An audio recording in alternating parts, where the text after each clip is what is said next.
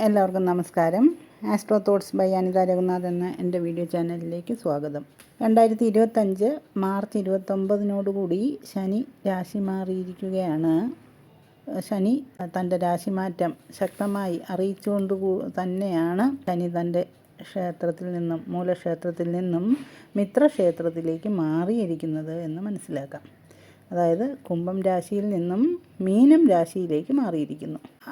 ആ ഒരു മാർച്ച് 29 നൈപ്പീഡോ, അതായത് മ്യാൻമറിനെയും തായ്ലൻഡിനെയും പിടിച്ച് കുലുക്കിയ ഒരു ഭൂകമ്പം ഉണ്ടായിരിക്കുന്നു എന്നുള്ളത് ശ്രദ്ധേയമാണ്.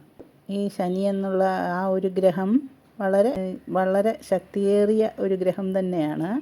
ശനീശ്വരനിൽ ഈ നവഗ്രഹങ്ങളിൽ ഈശ്വരനായി ശനീശ്വരൻ്റെ സ്വാധീനം ഇങ്ങനെ ഓരോ മനുഷ്യജീവികളിലും ഭൂമിയിലും എല്ലാം ഒക്കെ വളരെ കാര്യമായി തന്നെ സ്വാധീനിക്കുന്നു എന്നുള്ളത് മനസ്സിലാക്കണം. 2.5 വർഷമാണ് ശനി സഞ്ചാരവശാൽ ഒരു രാശിയിൽ സ്ഥിതി ചെയ്യുന്നത്. അതായത് ഒരു രാശിചക്രം പൂർണ്ണമായിട്ടും ചുറ്റി വരാൻ ശനിക്ക് 30 വർഷം വേണ്ടിവരും. 12 രാശികളാണ് ഒരു രാശിചക്രത്തിലുള്ളത്. 12 മലയാള മാസങ്ങളുടെ പേരിലാണ് ഈ 12 രാശികളെയും അറിയുന്നത്. ഒരു രാശിയിൽ 2.25 നക്ഷത്ര സമയമാണുള്ളത്. അതിനാൽ ഒരു രാശിയിൽ ചന്ദ്രൻ വന്നു പോകുന്നതിനിടയിൽ 2.25 നക്ഷത്രങ്ങൾ കഴിഞ്ഞിരിക്കും.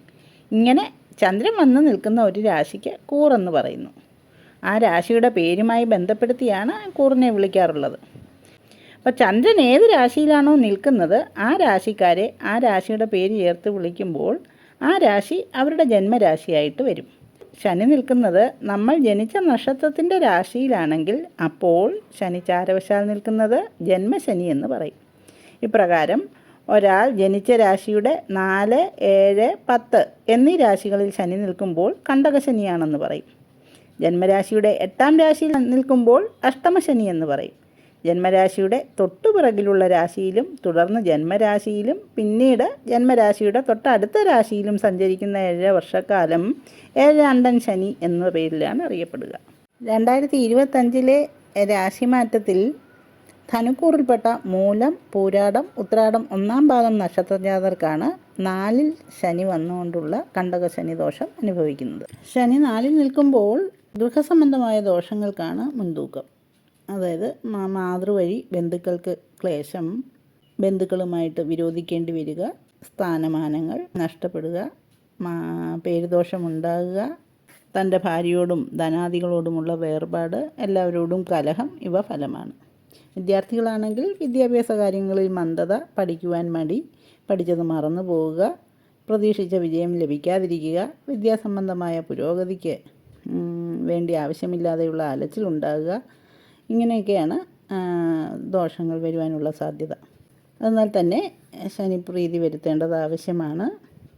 നവഗ്രഹ ക്ഷേത്രങ്ങളിൽ ശനിക്ക് വേണ്ട വഴിപാടുകൾ നടത്തുക. ശാസ്താ ക്ഷേത്രങ്ങളിൽ മാതാവിനോടും കുടുംബാംഗങ്ങളോടും കൂടി ശാസ്താ ക്ഷേത്രങ്ങൾ ദർശിക്കുകയും വേണ്ട വഴിപാടുകൾ നടത്തുകയും ചെയ്യുക എന്നുള്ളതൊക്കെയാണ് ഈ ഒരു ദോഷങ്ങൾക്ക് പരിഹാരമായിട്ട് അറിയേണ്ടത്. അതുപോലെ ഈ 4-ലെ ശനി ബാധിക്കുമ്പോൾ കൗടില്യമായ മനസ്സാവാനുള്ള സാധ്യതയുണ്ട്. അതുകൊണ്ട് തന്നെ എല്ലാവരോടും കലഹം ഉണ്ടാക്കാനുള്ള ഒരു സാധ്യത കണക്കിലെടുത്ത് അവരവർ തന്നെ ശനി ഇങ്ങനെ 4-ൽ ബാധിച്ചിരിക്കുന്നു എന്ന് മനസ്സിലാക്കിയാൽ സ്വയം നിയന്ത്രിക്കേണ്ടത് വളരെ ആവശ്യമാണ്. 7-ലെ ശനി കൊണ്ട് കണ്ടകശനി വരുന്നത് കന്നിക്കൂറിൽപ്പെട്ട ഉത്രം 2, 3, 4 പാദം നക്ഷത്രജാതർക്കും അത്തം, ചിത്തിര 1, 2 പാദം നക്ഷത്രജാതർക്കുമാണ്. പങ്കാളികൾക്കാണ് 7-ലെ ശനി കൊണ്ടുള്ള ദോഷം വരുന്നത്. അത് ഭാര്യാഭർത്തൃബന്ധത്തിലുള്ള അനൈക്യവും അതുപോലെ തന്നെ ബിസിനസ് പങ്കാളികളിൽ കൂട്ടുകച്ചവടക്കാർക്കും ഒക്കെയുള്ള ആ ഒരു പങ്കാളികൾക്കും ഒക്കെയാണ് ഈ വക ദോഷങ്ങൾക്ക് മുൻതൂക്കം ഉള്ളത്.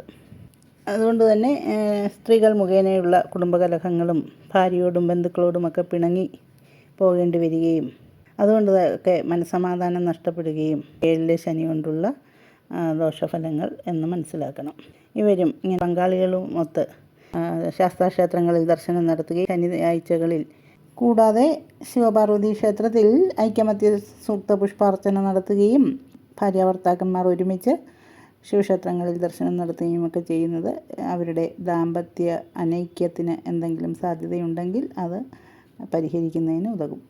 10-ലെ ശനിയുണ്ട് കണ്ടക ശനിദോഷം അനുഭവിക്കുന്നത് മിഥുനക്കൂറിൽപ്പെട്ട മകയിരം 3-4 പാദം നക്ഷത്രജാതരും തിരുവാതിര പുണർദം 1-2-3 പാദം നക്ഷത്രജാതരുമാണ്. ഇവർക്ക് കർമ്മരംഗത്താണ് ശനിദോഷം അനുഭവപ്പെടുന്നത്. അവർക്ക് വിചാരിച്ച പോലെ കാര്യങ്ങൾ എളുപ്പത്തിൽ നടത്തിയെടുക്കുക പ്രയാസമായിരിക്കും. തുടങ്ങുവാൻ ഉദ്ദേശിച്ചവ ആരംഭിക്കുവാൻ കഴിയാതെ മനോവിഷമത്തിനിട വരും. മേലധികാരികളിൽ നിന്നും ഇഷ്ടമല്ലാത്ത കാര്യങ്ങളൊക്കെ ആയിരിക്കും. നിസ്സാര കാര്യങ്ങൾ സാധിക്കുന്നതിന് പോലും അലയേണ്ടി വരികയും ഒക്കെയാണ് ഇവർക്ക് ഉണ്ടാവേണ്ട ശനിദോഷം എന്ന് വിചാരിക്കണം. ഇനിയിപ്പോൾ ഏഴാണ്ട ശനി ആർക്കൊക്കെയാണ് ബാധിച്ചിരിക്കുന്നത് എന്ന് നോക്കാം. ഏഴാണ്ട ശനി ബാധിച്ചിരിക്കുന്നത് ശനിയുടെ ആ ഒരു മീനത്തിലെ സ്ഥിതി കൊണ്ട് കുംഭക്കൂറുകാർക്കും മീനക്കൂറുകാർക്കും മേടക്കൂറുകാർക്കുമാണ് ഏഴാണ്ട ശനിയുടെ ആ ഒരു ദുരവസ്ഥ നേരിടേണ്ടി വരുന്നത്. അതായത് കുംഭക്കൂറിൽപ്പെട്ട അവിട്ടം 2-3 പാദം നക്ഷത്രജാതർക്കും ചതയം പൂരിട്ടാതി 1-2-3 പാദം നക്ഷത്രജാതർക്കുമാണ് ഏഴാണ്ട ശനി അവരുടെ 2-ൽ നിന്നുകൊണ്ട് ഏഴാണ്ട ശനിയുടെ അവസാന ഭാഗമാണ് അവർ അനുഭവിക്കുന്നത്.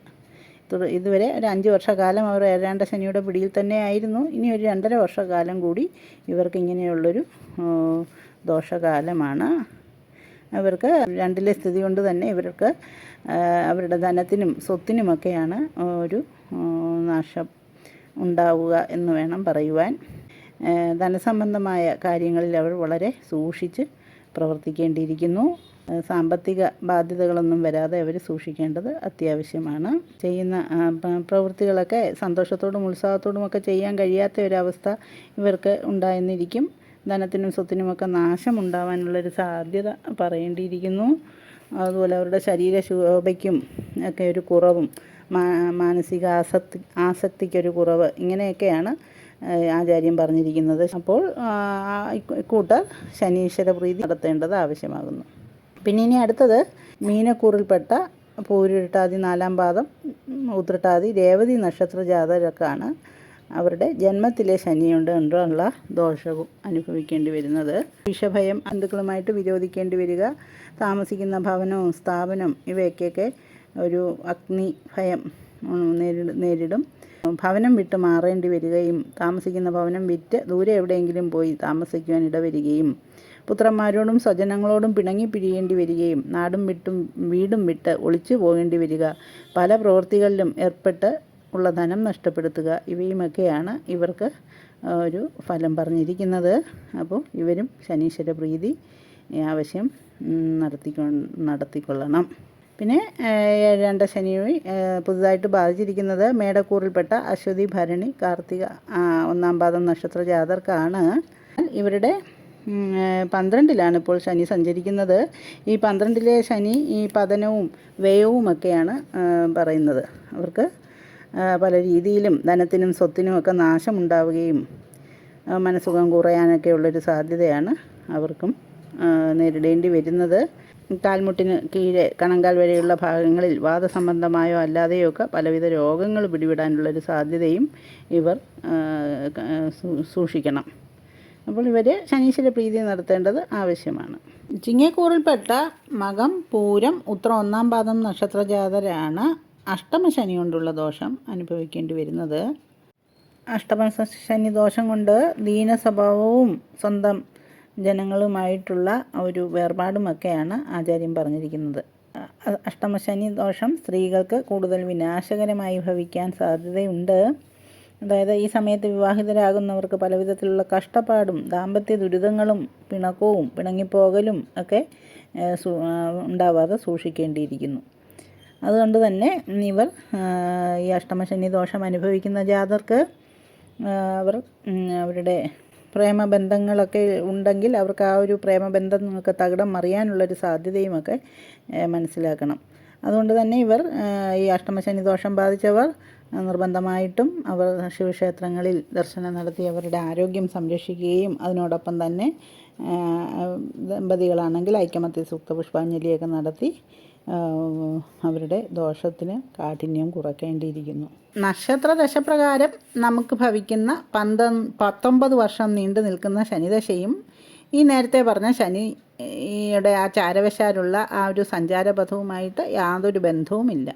ദശകൾ വരേണ്ടുന്ന സമയത്ത് വന്നു പോകും. എന്നാൽ ശനിഗ്രഹം ചാരഫലമായ ഈ 2.5 വർഷം വീതം ഓരോ രാശിയിലും സഞ്ചരിച്ചു കൊണ്ടേയിരിക്കും.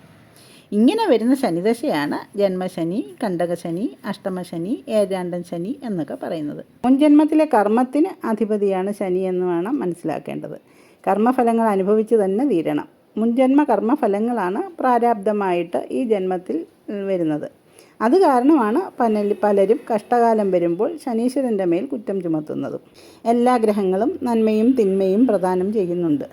ശനി ഭഗവാൻ നന്മയും തിന്മയും അളന്നു തൂക്കി സുഖദുഃഖങ്ങൾ വളരെ കണിശമായി വീതം വയ്ക്കുന്നു.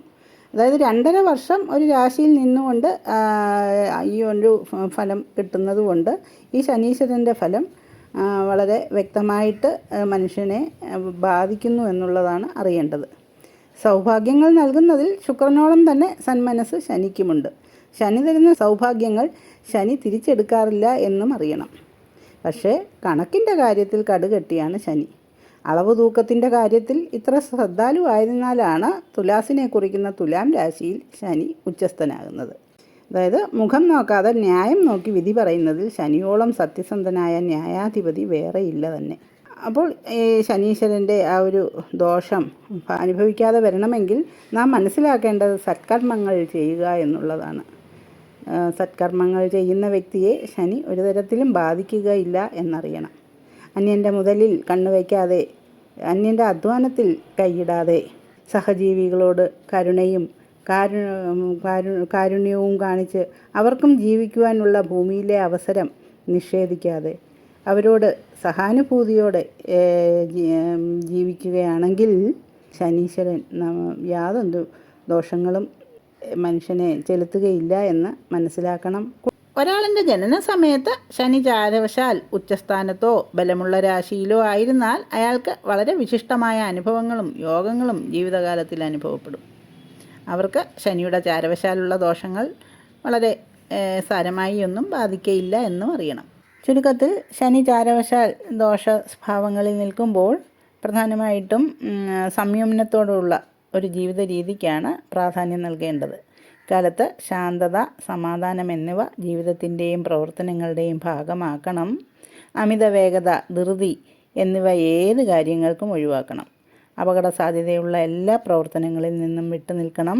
യാത്രകളിൽ വേഗത കുറച്ചുള്ള ഡ്രൈവിംഗ് ശീലിക്കണം.